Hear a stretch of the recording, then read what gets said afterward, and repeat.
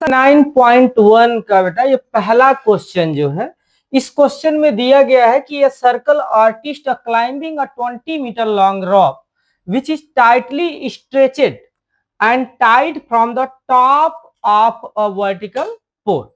Figure दिया गया है, देखिए ये एक रस्सी है जो एक वर्टिकल पोल से क्या हुई है, बंधी हुई है।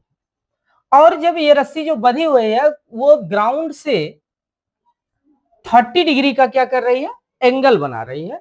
तो आपको करना क्या है बच्चों, ये जो पोल है इसकी हाइट निकालनी है। तो इसके हाइट को आप क्या मान लीजिए, एच मान लीजिए। यहां से लिख लीजिए लेट्स हाइट ऑफ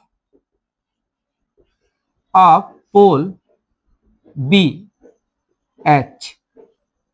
अब इस क्वेश्चन को सॉल्व करने के लिए आप देखिए क्या है, एंगल यहां पे दिया है 30 डिग्री और जो साइड हमको, एक साइड जो पता करना है वो ए बी पता करना है, और जिस साइड की वैल्यू दी गई है बेटा वो ए सी दी गई है।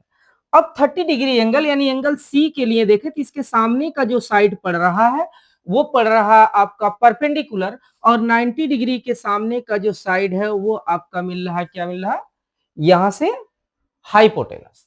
तो आपको ऐसे ट्रिग्नोमेट्रिक रेशियो के फार्मूले का यूज करना है जिसमें क्या आना चाहिए, एक परपेंडिकुलर साइड आना चाहिए और हाइपोटेनस आना चाहिए। तो परपेंडिकुलर और हाइपोटेनस किसमें आता है, तो आप फार्मूला आपको बताया गया था साइन थीटा इक्वल टू जो होता है बच्चों वो होता है परपेंडिकुलर अपॉन हाइपोटेनस, या दूसरा फार्मूला आप इस्तेमाल कर सकते हैं cosec theta equal to hypotenuse upon perpendicular. इन दोनों फार्मूलों का यूज करके आप इस क्वेश्चन को इजी तरीके से सॉल्व कर सकते हैं। आप यहां से देख लीजिए, दोनों फार्मूले पे मैं सॉल्व करके आपको बता दे रहा हूं।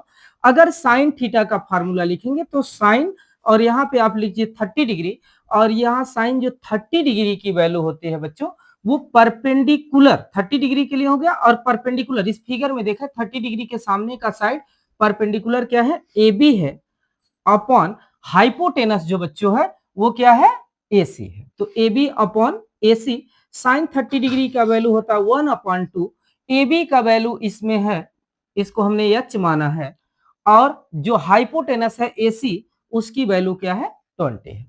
तो इसका क्रॉस मल्टीप्लाई कर दोगे तो आप 20/2 इक्वल टू एच, या तो h इक्वल टू 10 मीटर, यानी हाइट ऑफ जो पोल निकलेगा वो 10 सेंटीमीटर हो जाएगा। दूसरे फार्मूले से भी आप देख सकते हैं, यहाँ कॉसेक अगर आप 30 डिग्री लिखते हैं तो फार्मूला क्या हो जाता है, हाइपोटेनस अपॉन परपेंडिकुलर। इसमें देखिए हाइपोटेनस की वैल्यू क्या है, AC है, तो यहां से AC हो गया, और परपेंडिकुलर के लिए हमने लिया है AB।